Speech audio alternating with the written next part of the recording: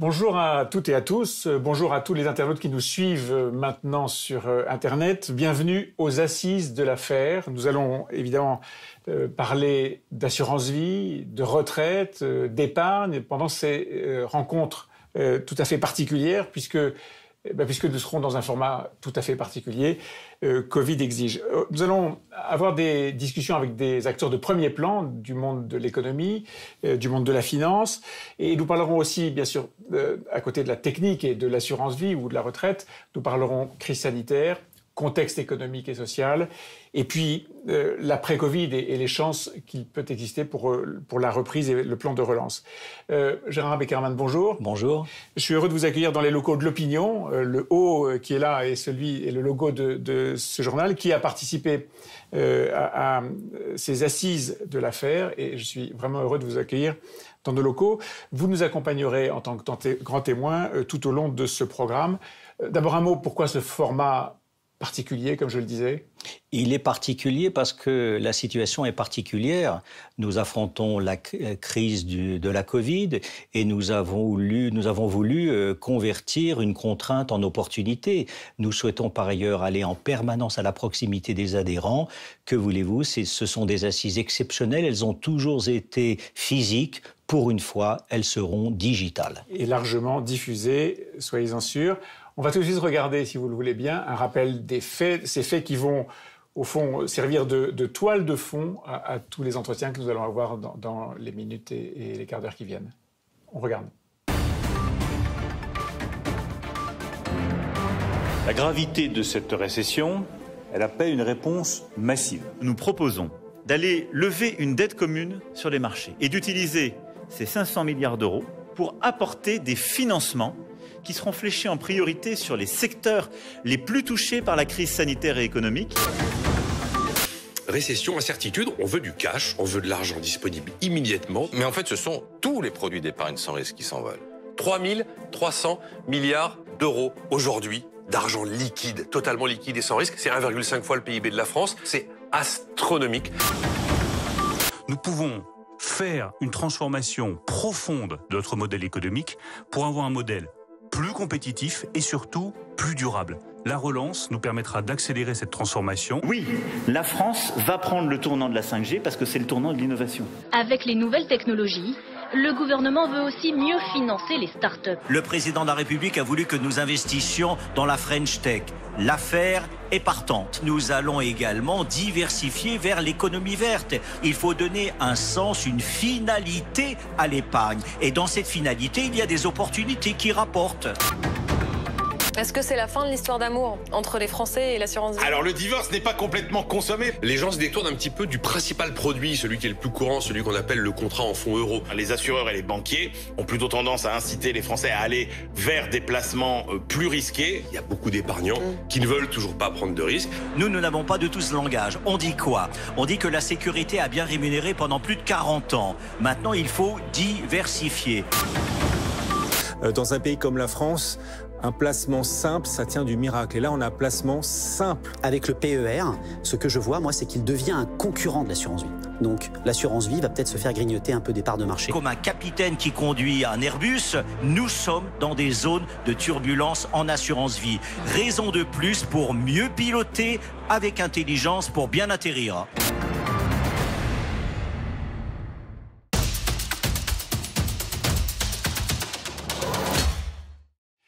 On le voit, c'était vraiment une année insensée avec un niveau d'intensité dans les risques tout à fait incomparable.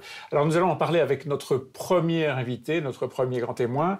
Il s'agit de quelqu'un qui a, pendant des décennies, piloté l'économie européenne, française bien sûr, qui la connaît, j'allais dire, sur le bout des doigts, qui a une vision large et très instructive de ce qu'elle sait faire et de ce qu'elle ne sait pas faire, cette économie française. Place à notre entretien avec Jean-Claude Trichet. C'est une conversation que nous avons eue dans votre bureau, Gérard Beckerman. On va parler de la situation de la dette, de la conjoncture et évidemment de ce qui peut se passer après, c'est-à-dire la relance et la reprise.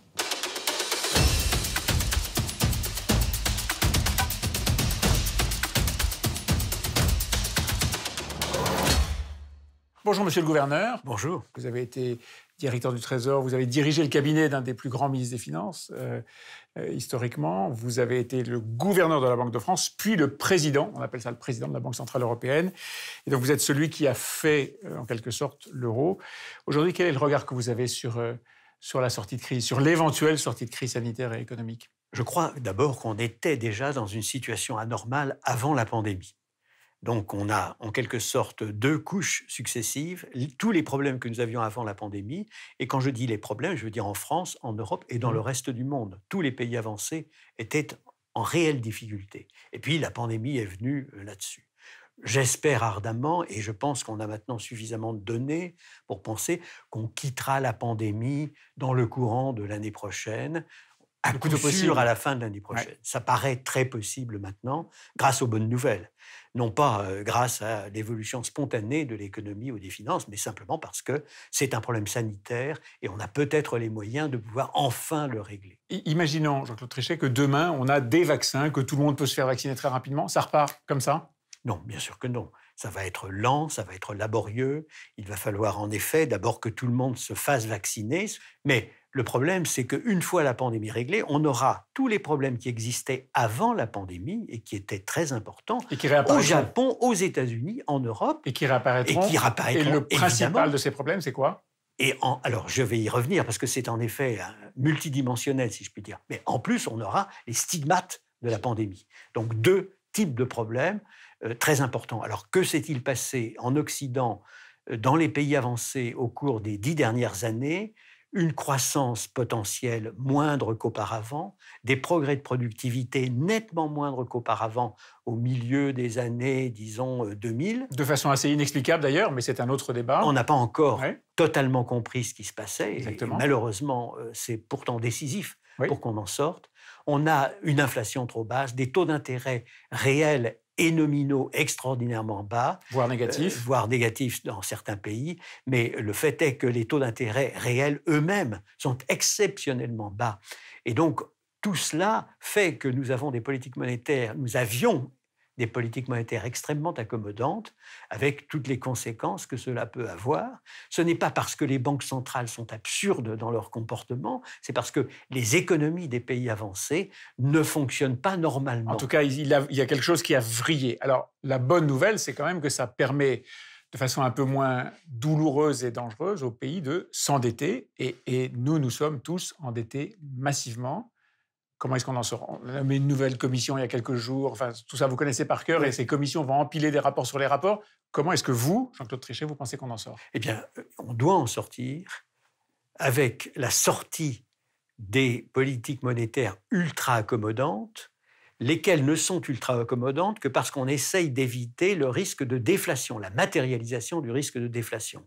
Pour qu'on en sorte vraiment, il faut en effet que la croissance potentielle des pays avancés et la nôtre soit plus importante que ce qu'elles sont depuis 10 ans. Il faut que nous puissions avoir des taux d'intérêt réels qui soient non négligeables. Il faut que nous puissions avoir une croissance, des progrès de productivité, bref, que nous sortions... Et de l'inflation, naturellement, qui doit nous permettre d'éviter ces taux d'intérêt nominaux beaucoup trop bas. Les stocks de dettes sont gigantesques, les bilans des banques centrales en sont, si j'ose dire, gavés. Il y a un débat qui anime un petit peu les économistes et quelques politiques qui est finalement annulons la dette. C'est possible? Non, ça ne tient pas debout. On ne peut pas imaginer pour une seconde, évidemment, d'avoir des dettes émises par les trésors des différents pays indéfiniment, des banques centrales achetant ces dettes indéfiniment en émettant de la monnaie. Au bout d'un moment, c'est la recette pour une vraie catastrophe définitive, parce que la confiance s'évapore. Confiance dans la signature des États, confiance dans la monnaie des banques centrales. C'est vrai pour les États-Unis comme pour nous. Donc pas d'annulation générale, pas d'annulation de la dette? On a connu un ministre des Finances, je crois c'était sous la Seconde République, Achille Fould, en 1860, qui a dit « Répudiation, moratoire sur la dette, je ne rembourse pas ». Il ne faut pas y croire aujourd'hui, je partage absolument la position du président de la BCE. Mon analyse, c'est que la dette, pour y mettre fin, il faut de l'inflation, il n'y en a pas. Pour y mettre fin, on peut augmenter les impôts. Le président de la République a dit pas question de toucher à l'augmentation des impôts. Vous êtes pour? Que reste-t-il? Non, je suis pour le maintien de la stabilité des règles fiscales. Que reste-t-il? le président l'a dit, l'activité, la croissance, qui est le salut aux dettes. Le seul moyen de mieux gérer les dettes, c'est d'avoir de l'activité, de la croissance. Et pour avoir de l'activité, il faut la confiance. Et pour avoir la confiance, il faut la stabilité des règles juridiques et fiscales. Dans vos différents posts, Jean-Claude Trichet, vous avez eu un regard à la fois un regard général et un regard extrêmement précis, j'allais dire perçant, sur le système bancaire. Est-ce que aujourd'hui, toutes ces banques qui sont quand même très chargées en dette et qui ont racheté beaucoup de dettes sont en risque? D'une manière générale, le problème de la dette est un problème qui est considérable et les niveaux actuels et surtout l'augmentation des encours de dette actuels en Amérique comme chez nous ne sont pas soutenables dans une perspective de moyen-long terme. Il faut le savoir. Il faut absolument qu'on sorte du piège. Il faut qu'on sorte d'une croissance réelle et nominale beaucoup trop faible et il faut en effet que l'on arrive à une situation dans laquelle les banques centrales ne sont plus obligées d'avoir des politiques ultra accommodantes. Et il faudra en effet que l'on finance les économies des pays avancés beaucoup moins avec des dettes et beaucoup plus avec du capital, avec de l'equity, comme on dit aujourd'hui. Et ça, c'est très, très important au niveau mondial. Ce n'est pas un problème français en particulier, c'est important au niveau mondial. La France, elle, se signale quand même par un niveau d'endettement anormalement élevé par rapport à certains de ses voisins. Et qui pose un problème supérieur à ce qu'il peut être chez nos voisins. Cette politique très accommodante de la BCE, dont vous avez pointé plusieurs fois l'existence, ça donne des rendements extrêmement faibles, par exemple pour les fonds euros. On voit bien que la collecte se passe beaucoup moins bien. Il y a plein d'explications, mais il y a même de la décollecte. On a vu que plusieurs milliards d'euros, 7 depuis le début de l'année, ont été décollectés. Est-ce qu'il y a un risque pour les épargnants ou en tout cas, est-ce qu'il y a un risque que les épargnants se détournent de ce genre d'objet? Les épargnants, en ce moment, comme on le voit bien, continuent d'épargner massivement.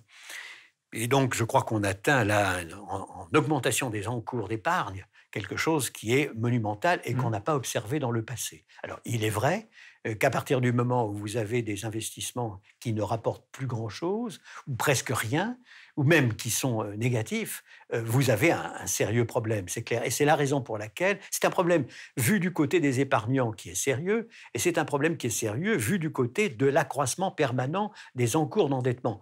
Aux États-Unis, au Japon et en Europe, partout en Europe, n'est-ce pas? Ce n'est pas un problème spécifiquement français. Et là, clairement, cela signale qu'il faut que tous les efforts soient faits pour qu'on en sorte.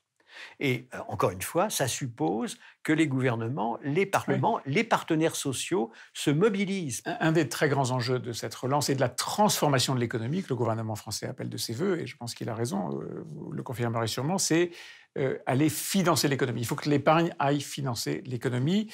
Les assureurs, les banques assureurs ont du mal quand même à flécher l'investissement vers l'épargne vers ce type d'investissement. Et beaucoup disent, au fond, on a des règles de prudence qui nous embarrassent considérablement. Est-ce que vous, ceux qui vous ont succédé, n'y ont pas été un tout petit peu forts sur les règles de prudence? Je crois que vous mettez le doigt sur un phénomène central, encore une fois vrai pour tous les pays, à savoir qu'on privilégie trop, dans les règles de prudence, certainement aussi dans les règles fiscales, on privilégie trop l'endettement au détriment du capital, de l'investissement en capital, quel qu'il soit. Et donc, il y a là une anomalie que nous payons cher parce que des économies qui ne cessent de s'endetter sont plus vulnérables que les économies qui accumulent du capital, des fonds propres. Donc, j'inviterai, et je l'ai déjà fait à plusieurs reprises, à vrai dire publiquement, l'ensemble des gouvernements des pays avancés et du reste du monde d'ailleurs à apporter beaucoup plus d'attention à la nécessité de financer leurs économies par le capital, par des financements à titre définitif et pas par des emprunts permanents. C'est ça, Gérard Breckermann, ce que je notais sur les règles prudentielles, vous le sentez, vous vous heurtez toujours à ce problème du côté de vos partenaires? La seule vertu d'un contrôle dont on peut penser qu'il est excessif, c'est que grâce à notre régulateur, il n'y a pas eu de crise bancaire en France, en Europe non plus, me semble-t-il, et il n'y a pas eu de grave crise de compagnies d'assurance. C'est la seule satisfaction, je dirais, qu'on peut avoir de ce contrôle qui peut paraître excessif. Le problème avec la régulation, c'est qu'en imposant des contraintes de solvabilité, eh bien, on contrarie l'économie réelle et on contrarie les épargnants qui, comme le président l'a expliqué, ne peuvent plus espérer des performances comme nous avions connues dans le passé. Donc, ce qu'il faudrait faire, c'est se mettre à table, réfléchir avec beaucoup d'intelligence, le régulateur, le politique, les responsables des grandes institutions européennes sur le plan monétaire pour trouver des solutions. Et les solutions, elles passent, selon moi, par un allègement des contraintes de solvabilité et surtout, le président l'a rappelé, l'introduction des structures de financement de private equity. Si les compagnies d'assurance ne font pas le travail, de grands fonds d'investissement seraient peut-être prêts à le faire. Sur les questions de régulation, comme le disait le président, ces régulations sont nécessaires. Elles sont nécessaires et nous ont permis d'éviter des crises bancaires ou des crises de compagnies d'assurance. Donc elles sont indispensables. Mon problème, ce n'est pas de changer ou d'assouplir les régulations, c'est de faire en sorte que tout soit fait dans le monde entier, dans le G20, pour qu'on privilégie plus l'investissement en capital et qu'on ne privilégie moins l'investissement sous forme de prêts et donc d'emprunts. C'est un problème majeur. Merci beaucoup, merci Gérard Beckerman. Merci Jean-Claude Trichet. Merci.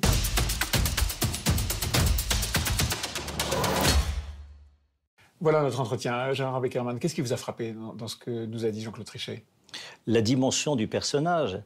Voilà un homme qui a été directeur du Trésor, qui a été le gouverneur de la Banque de France, qui a été le président de la BCE, qui a, comme vous venez de le dire, qui a eu des responsabilités considérables. Qui a fait l'euro.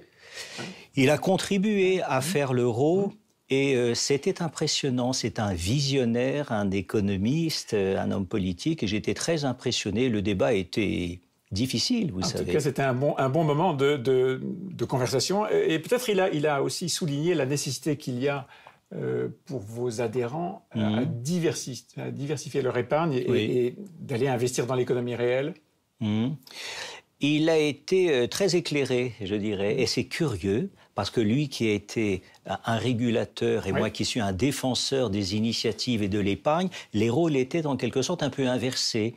C'est moi qui ai pris un peu l'étendard de la régulation et de la nécessité de respecter nos instances européennes en matière de régulation, et bien entendu le régulateur français, et lui insistait de son côté sur la nécessité d'avoir le private equity, les entreprises privées, le financement de l'économie réelle. Donc c'était très intéressant, très dialectique ce débat. Alors justement, notre deuxième grand invité de la séquence, c'est quelqu'un qui est au cœur de la machine de Bercy. Il est celui qui fait tourner l'univers de l'assurance jour après jour. Il est en charge de l'assurance à la direction du Trésor. Il s'agit de Lionel Corre. Et cette fois-ci, à nouveau, on retourne dans votre bureau, Gérard Beckerman.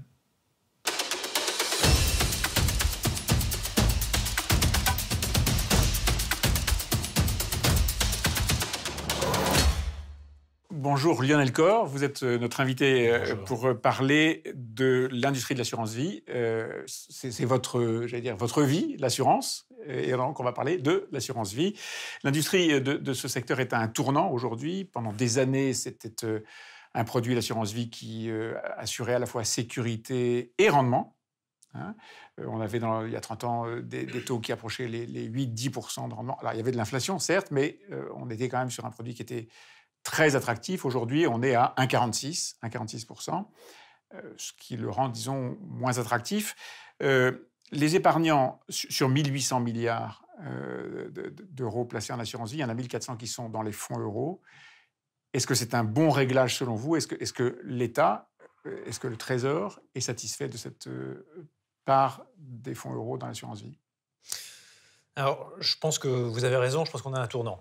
C'est-à-dire que je pense que l'enjeu n'est pas de se détourner des fonds euros, en tout cas pas complètement, mais vraisemblablement, ils n'ont pas vocation à avoir la place qu'ils ont aujourd'hui. Le fonds euro continue et va continuer à tenir sa promesse en termes de liquidité, en termes de sécurité. En revanche, cette sécurité et cette liquidité, elles ont un prix. L'assureur qui gère cette épargne pour la mutualité des épargnants investit en obligations, et ces obligations, elles rapportent aujourd'hui peu. de moins en moins. Très peu.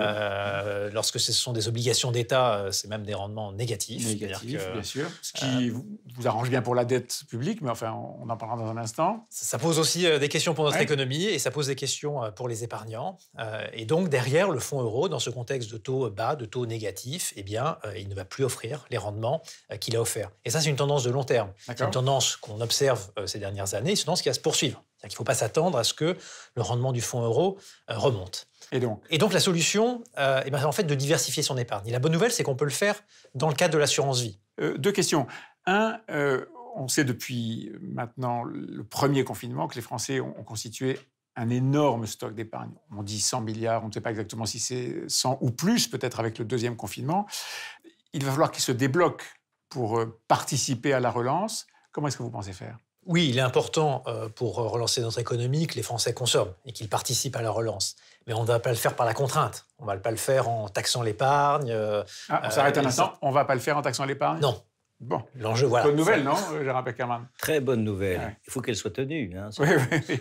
On surveillera. En tout cas, voilà, donc, bonne nouvelle. Le gouvernement ne prévoit pas aujourd'hui ni de taxer l'épargne, ni de revoir la fiscalité de l'assurance vie. Donc, je vous rassure sur ce point-là. Ce qu'il faut le faire, c'est par l'incitation. Et notre enjeu, c'est que ce surcroît d'épargne contribue. C'est se préoccuper en tout cas de la destination de ce surcroît d'épargne. Les Français, de toute façon, vont continuer à épargner. Ils le faisaient avant la crise. Alors, ils le font de façon encore accrue pendant cette crise. Mais c'est un indicateur de l'inquiétude. Exactement. Et donc, elle est forte. Et donc exactement. Et puis, c'est une habitude des Français, de toute façon, d'épargner. Et donc, notre enjeu, qui est rendu encore un peu plus aigu par cette crise, c'est de se préoccuper, finalement, de l'investissement qui est fait avec cette épargne. Aujourd'hui, dans le cadre de la crise actuelle, nos entreprises ont besoin de plus de capital et moins de dettes. Et donc, c'est ça notre enjeu. Et donc, flécher l'épargne vers l'investissement et une manière de transformer l'économie avec ces 2 piliers définis par Bruno Le Maire, plus verte, plus digitale. Exactement. La dette française est importante, elle n'a jamais été aussi importante, en tout cas en proportion de notre produit intérieur brut. Il y a la dette française classique, il y a la dette Covid qui s'est ajoutée à ça. On a une nouvelle commission qui vient d'être nommée par les pouvoirs publics pour travailler un sujet qu'on connaît par cœur depuis des années, des dizaines d'années même. Bref, il y a aujourd'hui une dette très importante. Les épargnants français ont été les principaux supports de cette dette et les principaux contributeurs à la dette. Et aujourd'hui, la Banque de France, la Banque centrale européenne, rachète de la dette publique, de la dette des États. Est-ce que le gouvernement français, est-ce que la France a encore besoin des épargnants pour financer sa dette ? En fait, oui, mais je dirais ni plus ni moins qu'aujourd'hui. Effectivement, dans la crise actuelle, l'État a émis un surcroît de dette pour soutenir notre économie, pour soutenir nos entreprises. Ce surcroît de dette, il a été financé, vous l'avez dit, par la Banque centrale européenne, via la Banque de France. Ouais. Pour autant, c'est une force de la France d'avoir une base d'investisseurs dans les OAT, dans les titres de dette français, qui est diversifiée, qui est en fait l'une des plus diversifiées au monde, à la fois en termes de géographie, en termes de typologie d'acteurs, et parmi ces acteurs, qui restent importants, les épargnants via l'assurance vie. Et ça, c'est une force pour notre pays. Et donc, puis, vous voulez la garder. Comme je le disais précédemment, les Français vont continuer à être demandeurs de garanties, notamment dans le cadre de l'assurance vie. Et donc, il y aura toujours des obligations dans l'assurance vie. Et quoi de plus normal que ces obligations pour des épargnants français soient en partie dans les titres de dette français. Lionel Corre, vous avez parlé de l'investissement dans l'épargne productive et bien sûr, le message général de Bercy, c'est qu'il faut investir dans la modernisation de l'économie française, investir dans les UC. La loi Pacte, là aussi vous l'avez évoqué, a déblayé un petit peu le terrain pour permettre aux UC de rentrer dans l'assurance vie. On en est où aujourd'hui ? Alors, notre message, il est diversifier votre épargne. Pas forcément ou pas seulement investissez en unités de compte. Finalement, et on y reviendra, il y a d'autres produits, il y a différents produits dans l'assurance. On va les dérouler rapidement. Maintenant, les unités de compte, c'est à peu près 20% des encours, ça représente 400 milliards. Est-ce que ça peut aller au-delà ? Peut-être, parce qu'on a jeté les bases d'une modernisation, finalement, dans le cadre de la loi Pacte, notamment en permettant aujourd'hui un investissement dans le non-coté, on va en parler dans un instant. En encourageant la présentation d'unités de compte labellisées. Aujourd'hui, un produit d'assurance vie multisupport, donc qui présente des unités de compte, doit proposer une unité de compte labellisée dans l'un des 3 grands labels de l'État, c'est-à-dire le label ISR, le le label Greenfin, le label Finansol, c'est-à-dire des labels qui concernent l'investissement socialement responsable, l'investissement vert, l'investissement solidaire. Et au 1er janvier 2022, ce seront l'ensemble de ces 3 investissements qui devront être produits. Alors, le non-coté, il y a un boom aujourd'hui, dans le monde entier d'ailleurs, du non-coté, par rapport aux valeurs cotées en bourse. On voit bien que c'est un secteur de l'économie et du financement de l'économie qui progresse beaucoup. Est-ce que c'est une bonne idée d'avoir des fonds d'épargne retraite en private equity, en UC, qui rentrent dans l'assurance vie? Oui, c'est ce qu'on a fait dans la loi Pacte, en fait, puisqu'on a levé les obstacles au développement de l'investissement en private equity, c'est-à-dire en fait dans des fonds qui investissent dans le capital des entreprises qui ne sont pas cotées sur les marchés. Voilà. Donc typiquement les PME et les ETI françaises. Hier, ces investissements étaient disponibles aux épargnants, mais en gestion privée. Aujourd'hui, en fait, on les a rendus disponibles pour tous les épargnants, notamment dans le cadre de l'assurance vie. Pour dire les choses simplement, c'était plutôt réservé à une catégorie d'épargnants relativement aisés, informés, et qui pouvaient prendre la décision d'avoir une épargne très diversifiée. Aujourd'hui, c'est plus simple. Exactement. Aujourd'hui, en fait, on a levé un certain nombre de freins techniques qui limitaient finalement la possibilité de le proposer en unité de compte. Donc, on a déjà plusieurs fonds depuis le début de l'année qui ont été agréés donc dans cette nouvelle version modernisée des fonds qui maintenant est éligible aux unités de compte. Ouais. On a d'autres projets aujourd'hui en cours et donc l'offre d'unités de compte private equity investie dans nos entreprises va se développer dans les prochains mois. L'affaire est contente? L'affaire, elle se réjouit. L'affaire, elle a une mémoire. Et moi, je me souviens, juste à côté de votre bureau, monsieur le directeur, monsieur Corr, il y avait un ministre qui s'appelait Emmanuel Macron. Et qu'est-ce qu'il a fait? Une très belle chose, qui malheureusement n'a pas été suffisamment valorisée. Il avait proposé une loi permettant l'introduction du private equity en assurance vie, les UC en private equity. C'est excellent. Ouais. Et ce que vient de faire Bruno Le Maire est un peu la continuation de cette belle initiative. Ce que nous voulons, puisque les assureurs, pour les raisons qui ont été évoquées par Lionel Corr tout à l'heure et que je partage, sauf que je partage un peu moins sa confiance dans les taux qui vont être en permanence négatifs. L'économie, ce sont des mouvements sinusoïdaux. Ça baisse, ça monte, ça baisse. On ne sait pas de quoi demain sera fait. Donc, il ne faut pas désespérer non plus des fonds généraux. Puis, j'observe que dans votre moyenne de 1,43, heureusement que vous avez oublié de compter l'affaire parce que nous, on est plutôt à 1,85. Donc, je ne sais pas ce que nous pourrons faire l'année prochaine, mais nous sommes encore parmi les meilleurs. Ce que je voudrais dire, c'est que le private equity représente vraiment un défi, à la fois pour le gouvernement et pour l'affaire. Nous voulons, si les assureurs ne veulent plus assurer, tournons-nous vers des grands fonds de private equity, parce que pour les épargnants, ce sont des opportunités intéressantes à saisir pour l'avenir. Message transparent. On parle du fonds Label Relance. Bercy a lancé ce fonds il y a quelques semaines. L'objectif, c'est quoi? L'objectif du label, c'est de faire en sorte que notamment ce surcroît d'épargne contribue, comme je le disais précédemment, à la relance. Et donc de le faire sur un mode incitatif, c'est-à-dire en identifiant finalement des produits qui vont contribuer à ça, qui vont contribuer à apporter du capital à des entreprises qui ont besoin de capital. Les entreprises se sont endettées pendant la crise. Et aujourd'hui, si on veut que l'investissement reprenne, un investissement durable, on a besoin de renforcer leurs fonds propres. Donc c'est ça que veut faire ce label relance. Cette dynamique de labellisation, elle fonctionne très bien puisque donc on l'a lancé le 19 octobre. On a déjà plus d'une cinquantaine de fonds qui ont été labellisés relance. On a encore une quinzaine dont le dossier est en cours. La collecte, en fait, les fonds qui sont déjà labellisés, ils vont représenter à peu près 9 milliards d'encours déjà. Qui étaient déjà en stock. Donc, qui étaient en stock ou qui étaient en projet, qui ont été déjà labellisés. Et lorsque les épargnants auront souscrit à ces fonds, ils pourront aller jusqu'à 9 milliards. Et il y aura d'autres fonds qui vont arriver, donc cet encours a vocation à progresser. Et donc aujourd'hui, l'enjeu, c'est que les assureurs vie et les associations souscriptrices référencent ces fonds dans le cadre des unités de compte, dans le cadre de l'assurance vie. Et donc, dans la mesure où l'affaire fait partie du comité de suivi du label relance, évidemment, je sais que je peux compter sur l'affaire pour contribuer à ces dynamiques. Qu'est-ce qui vous a séduit, Gérard Beckerman, dans ce label La trilogie, c'est bon pour l'État.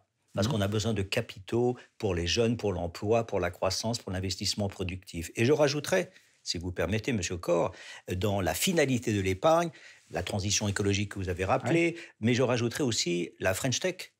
C'est très important. Le président y tient, il a raison et nous soutenons ce projet. Donc la trilogie, c'est bon pour l'État, c'est bon pour la France, c'est bon pour les assureurs parce que si ça passe par le véhicule d'UC, la marge de solvabilité sera plus facile, moins contraignante, je dirais, à gérer.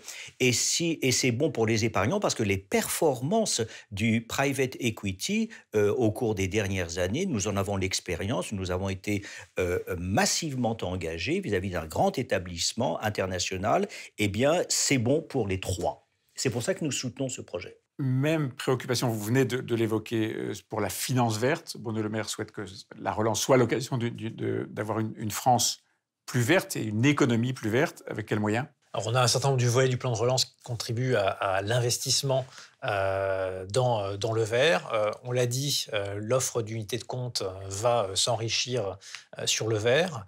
D'ailleurs, ces labels fonctionnent déjà puisqu'on a eu, rien que l'an dernier, en 2019, selon le bilan de la FFA, une multiplication par 5 des encours sur des unités de compte labellisées ISR, x3 sur des unités de compte labellisées Greenfield. Donc voilà, satisfait du rythme. Donc c'est en marche et c'est bien en marche. Et ça se passe bien. La loi Pacte a été adoptée en mai de l'année dernière, 22 mai 2019.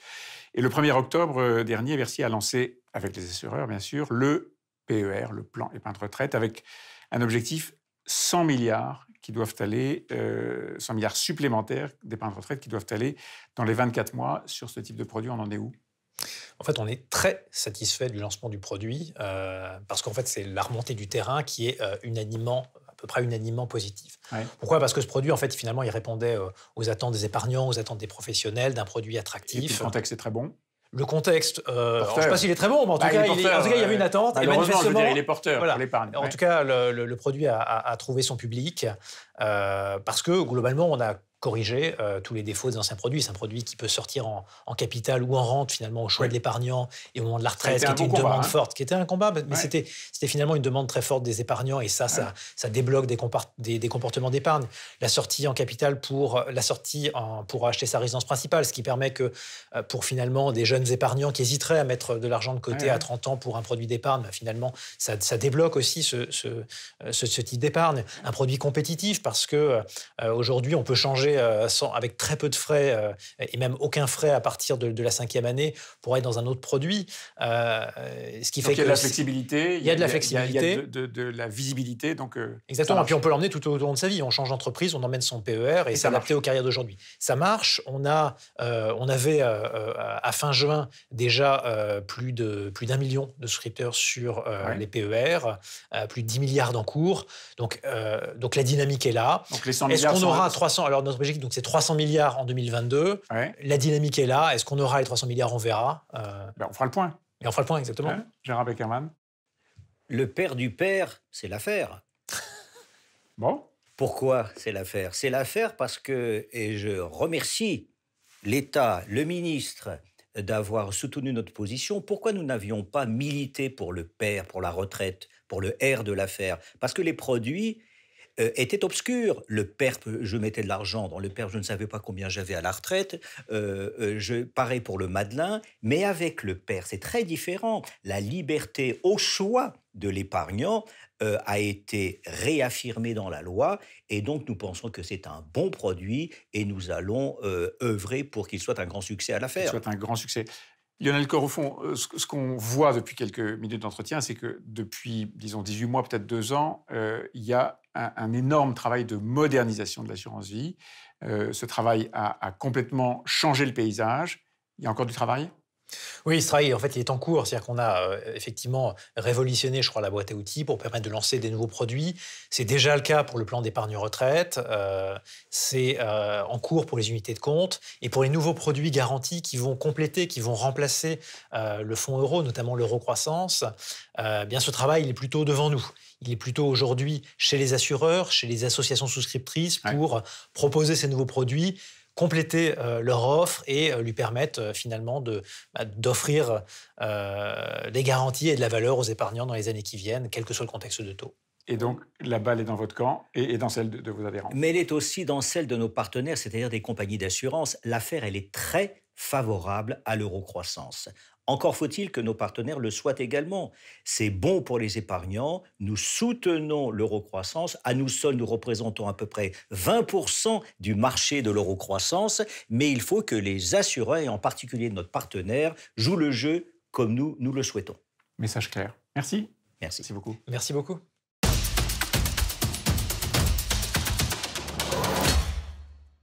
Eh bien, Gérard Beckerman, je vous pose la même question que celle que je vous ai posée lorsqu'on avait parlé avec Jean-Claude Trichet. Qu'est-ce qui vous a frappé dans ce que disait Lionel Corre? Ça ne sera pas la même réponse que pour le gouverneur Trichet. Je dirais ce qui m'a impressionné, c'est à la fois une impression et puis une confiance. Je connais beaucoup de portes à Bercy depuis 15 ans. Beaucoup de portes. Celle-ci s'est ouverte pour la première fois publiquement. Et je dois saluer, je dirais, le courage, l'initiative du directeur des assurances à Bercy qui a accepté une entrevue, un échange. Et je crois que c'est même rarissime que la direction du Trésor s'exprime en direct. Mais en l'occurrence, on a un peu le même objectif. Nous nous sommes rapprochés de la direction du Trésor. La direction s'est rapprochée de nous quand il s'est agi du lancement du PER, où nous avons toute confiance. Donc c'était à la fois une interrogation. Pourquoi cet échange? Il était positif, comme vous venez de l'entendre, et puis une confiance partagée. Vous savez, ce n'est pas parce que c'est Bercy qu'on doit être contre. Il y a de très bonnes initiatives, surtout en ce moment, qui émanent de Bercy. Voilà, alors on le souligne, effectivement, il y a de très bonnes initiatives. Et il y a par exemple beaucoup de déclarations.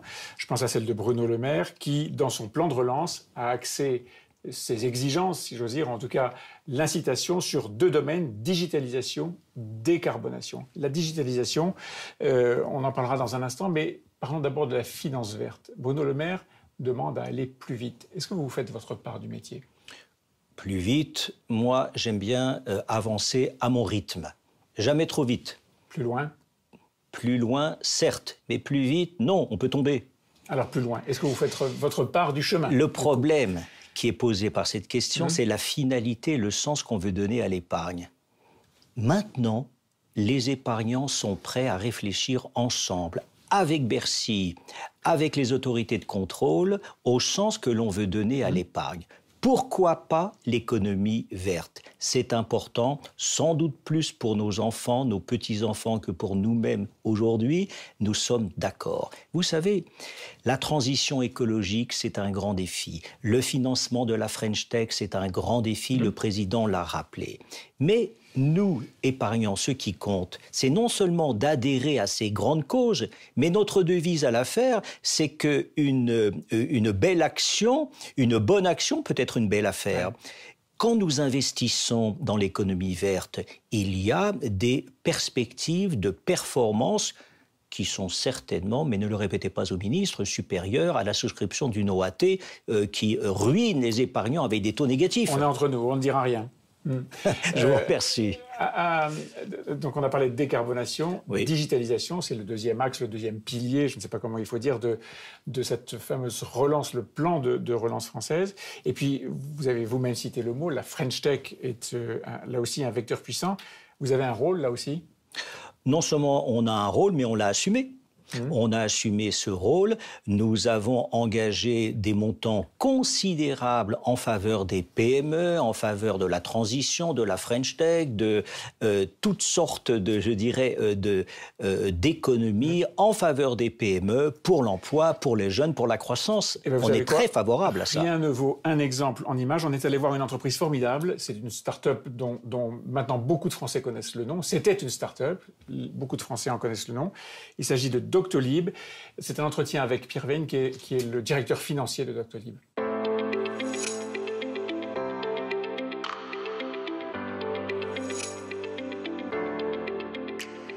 L'histoire de Doctolib, comme toute bonne histoire entrepreneuriale, c'est une histoire qui commence dans un garage avec des voitures usées et des jeunes gens qui sillonnent désespérément la France pour essayer de vendre un produit qui vient juste de naître. L'histoire, au départ, c'est Stanislas Niok-Château, qui souhaite lancer quelque chose soit dans l'éducation, soit dans la santé. Et donc, il s'entoure rapidement des 3 autres fondateurs initiaux.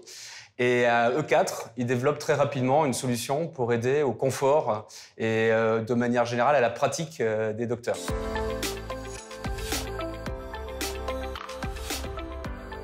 L'innovation chez Doctolib, elle a toujours été portée dans l'intérêt du docteur. C'était le fondement initial, servir un docteur. Et du coup, aujourd'hui, alors bien sûr, Doctolib fait partie de la French Tech, fait partie du Next 40. Mais la réalité, c'est que rien n'a changé.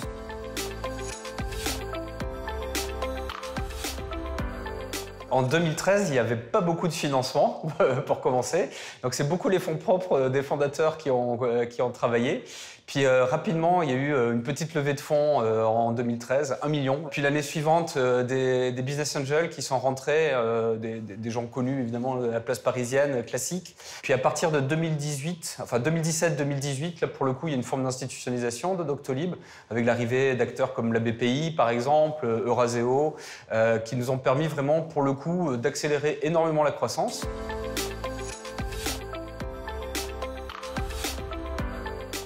2019 marque une année assez charnière pour nous, une forme d'institutionnalisation acquise par Doctolib. Ça nous a permis finalement d'ouvrir notre capital à des acteurs un peu plus institutionnels et en particulier des fonds qui ne seraient pas arrivés naturellement au début de l'aventure. Et par exemple, c'est le cas de Idinvest et au travers d'Idinvest de l'affaire, donc des acteurs qui sont réputés plus institutionnels, plus classiques, disons, mais qui de fait aujourd'hui financent la croissance de ce qui est encore une start-up. Ce genre de financement, et en particulier donc celui de l'affaire au travers d'Idinvest, est absolument crucial pour nous, puisque bien qu'on ait développé aujourd'hui une solution très forte sur le marché français, nous sommes pleins d'ambition, nous avons énormément de développement à l'étranger, en Allemagne en particulier, mais également en termes de produits, encore une fois, pour toujours servir un peu plus nos docteurs. Et dans ce cadre-là, nous continuons à avoir besoin de capital pour justement financer ces innovations. C'est une très bonne surprise en passant la barrière de les retrouver au financement de l'activité réelle, y compris en prenant des risques, puisque Doctolib reste quand même une vraie aventure entrepreneuriale aujourd'hui. Et je trouve ça formidable finalement que aujourd'hui les grands moyens finalement de l'affaire et donc du capitalisme français se tournent vers ces déploiements-là, vers ces développements-là.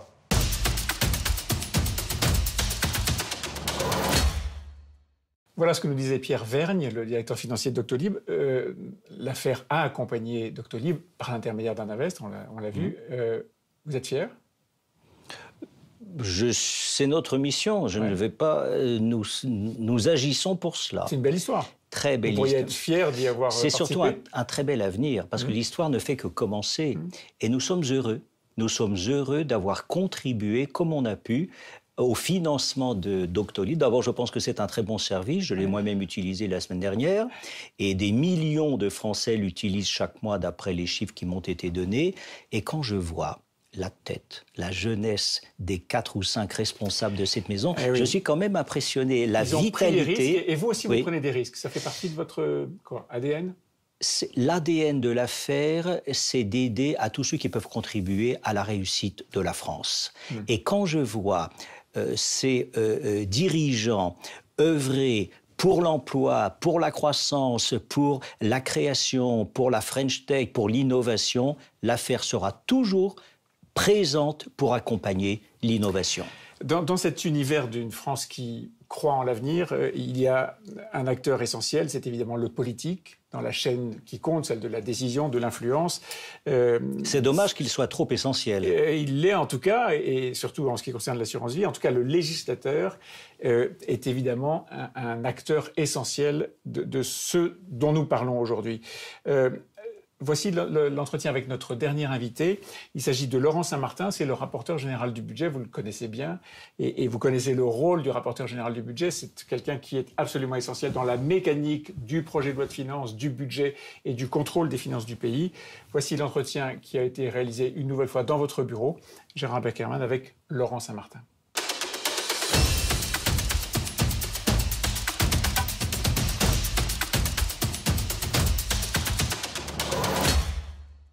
Bonsoir Laurent Saint-Martin. Bonsoir. On est au moment où cet entretien est diffusé dans une période un peu étrange, après le confinement, et il y a encore beaucoup d'endroits, d'entreprises qui sont fermés, les restaurants par exemple, les bars sont fermés, ce qui veut dire que depuis le premier confinement, puis le deuxième, ces périodes tout à fait étranges, l'État a été obligé de soutenir et devra encore soutenir des quantités d'entreprises, de salariés, et donc de gonfler la dépense publique.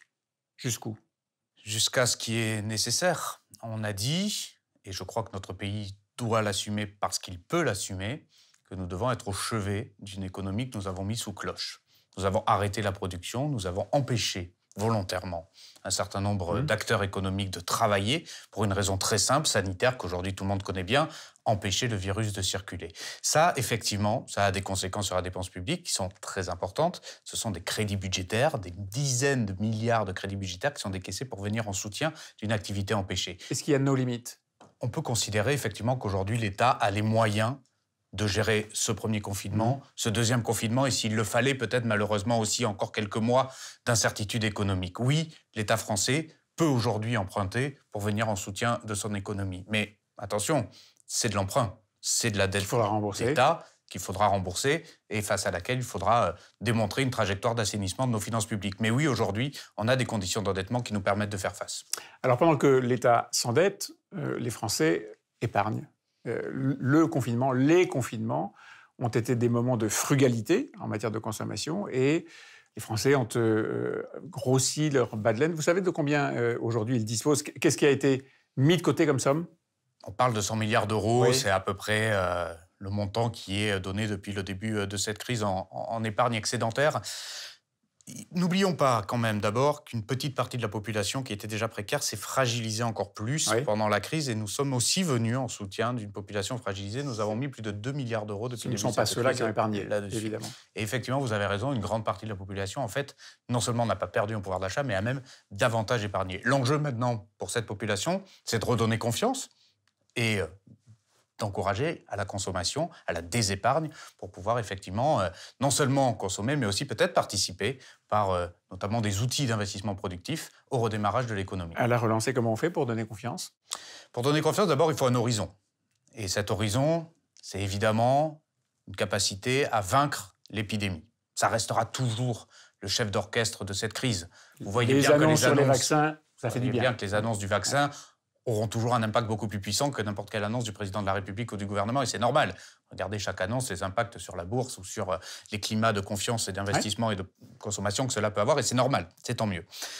Il faut surtout que, dès que nous aurons vraiment un horizon éclairci sur la partie sanitaire, la puissance publique prenne tout de suite le relais, et c'est ce que nous faisons avec le plan de relance, sur un climat de confiance, d'investissement et de consommation tout de suite après. C'est-à-dire que nous voyons la fin de la crise sanitaire, et nous devons tout de suite présenter un horizon clair de fin de crise économique et sociale. Et pour cela, eh bien, il faut que les investissements soient prêts, il faut que les produits d'investissement pour les épargnants soient prêts. Oui. Bref, il faut que la puissance publique ait mis les jalons de la relance. Et il faut que la fiscalité ne soit pas, trop créative. Il faut que la fiscalité soit favorable, disons-le très clairement. C'est ce que nous faisons depuis le début de ce mandat, et heureusement que nous avons fait cela depuis le début de ce mandat. Heureusement que nous avons fait la réforme de la fiscalité. Vous l'avez fait en dépit d'un certain nombre de gens qui, y compris dans votre groupe parlementaire, La République En Marche, disent il faut taxer les riches, il faut augmenter les impôts, il faut prendre l'argent là où il est. Bien sûr. Nous avons préparé, heureusement nous étions majoritaires, y compris dans notre propre groupe. Ça secoue un peu, hein? Oui, bien sûr, mais c'est normal. C'est un débat franco-français, vous savez, de taxer les riches, de taxer l'épargne, de taxer la rente. Nous avons, dès le début, parce que c'était une promesse présidentielle de 2017, mis un niveau de fiscalité dans notre pays, sur la production, sur l'épargne, à peu près équivalent à nos voisins européens. Vous savez, on n'a pas fait de la France... Vous tiendrez non seulement on tiendra, mais je crois même que c'est la clé de la réussite de la relance. C'est-à-dire qu'aujourd'hui, nous avons une fiscalité des ménages et des entreprises qui n'est pas un paradis fiscal, mais qui est à peu près équivalente à la moyenne de l'OCDE. Et c'est ça qui nous permettra peut-être enfin de devenir un pays au moins aussi compétitif que les autres. On parlait, même sans citer le terme de l'ISF, il y a un autre sujet qui mobilise quelques énergies créatrices, c'est le patrimoine, la fiscalité du patrimoine et succession. Gérard Peckerman. Écoutez, je rebondis sur ce que le rapporteur général vient de rappeler et que je salue. Je salue. La fiscalité, depuis 2 ans, elle est stable. Le gouvernement a compris que sans confiance, il n'y avait pas d'épargne, sans épargne, il n'y avait pas de travail, et sans travail, il n'y avait pas de croissance. Donc on a un intérêt commun, la stabilité des règles fiscales, qui me va. Mais j'ai une question à poser aux députés. C'est que certains de ces amis, entre guillemets, politiques, notamment le MoDem, ont été les auteurs d'un amendement assez funeste pour les 17 millions de Français qui détiennent un contrat d'assurance vie, qui consiste à rapporter, je dirais, à fiscaliser la transmission du patrimoine détenu en assurance vie. C'est un problème de succession. C'est un problème de succession. Et je salue les députés de la majorité qui ont eu le courage, en ces temps si difficiles, de ne pas entrer dans le jeu et de refuser cet amendement. Et donc votre question ? Ma question est-ce que nous pouvons toujours compter sur cet engagement pour les 2-3 ans à venir ? La réponse est claire, Gérard Beckermann. Nous n'augmenterons pas la fiscalité des ménages d'ici la fin du mandat. Ça vaut pour les successions comme pour toute autre fiscalité concernant les ménages. Sur les successions, je veux qu'on soit très clair. Il serait d'abord injuste et contre-productif, en réponse à la crise, de se mettre à taxer les successions, quelles qu'elles soient, sur les sujets de contrat d'assurance vie, comme les autres. Aujourd'hui, nous aurons peut-être un jour un débat, effectivement, sur les successions, les donations, où est le bon niveau de fiscalité, peut-être, comme Gérald Darmanin à une époque l'avait dit, peut-être qu'il faut plutôt favoriser la donation. Ce débat, il est intéressant, mais il n'est pas intéressant à avoir aujourd'hui. Aujourd'hui, il faut encourager l'investissement, il faut encourager justement l'utilisation de l'épargne de nos concitoyens dans la consommation. Et il est hors de question aujourd'hui, évidemment, de revenir sur cette situation. Merci Laurent Saint-Martin, merci Gérard Beckermann. Au moins, les choses sont claires et on a devant nous une feuille de route tout à fait lumineuse. Merci beaucoup.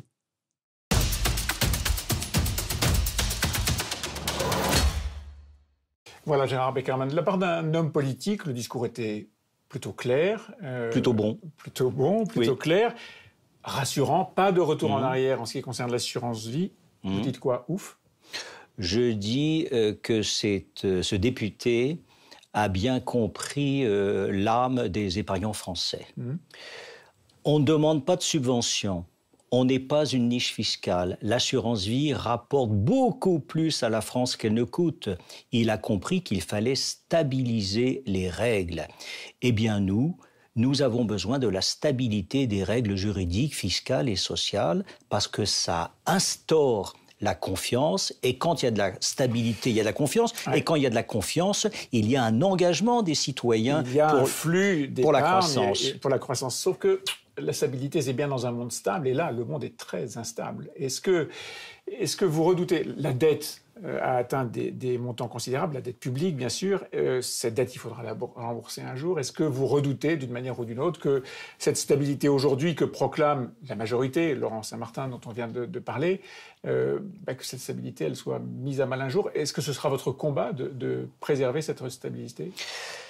Vous savez, quand on rajoute une instabilité à une instabilité, ça fait deux instabilités. La vocation du rapporteur général, c'est d'apporter la confiance, c'est-à-dire de stabiliser cette instabilité et d'y remédier. Dans ce cas-là, il n'y aura plus d'instabilité. Il l'a bien compris et nous soutenons ces initiatives. Par contre, ce qui est très intéressant, c'est de comprendre que l'assurance vie représente, j'allais dire, un vivier sur lequel les élus de la République veulent toujours se pencher. Les épargnants ne veulent pas de ces initiatives. Donc, les élus de la République, il y a 17 millions de Français qui détiennent un contrat d'assurance vie. Et quand je compte les bénéficiaires, ça fait 30 millions. Ce sont des électeurs, des citoyens, des épargnants. Il faut les respecter parce que vous savez, l'épargne, c'est quand même un terrible effort.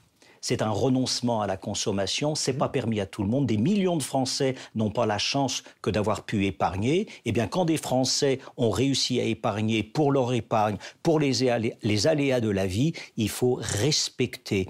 Et je dirais même mieux, ce serait indécent de la part d'un élu de la République de s'attaquer à autant d'efforts des citoyens français. C'est arrivé dans l'histoire. Vous avez vu le résultat ? Ils s'en sont mordus les doigts.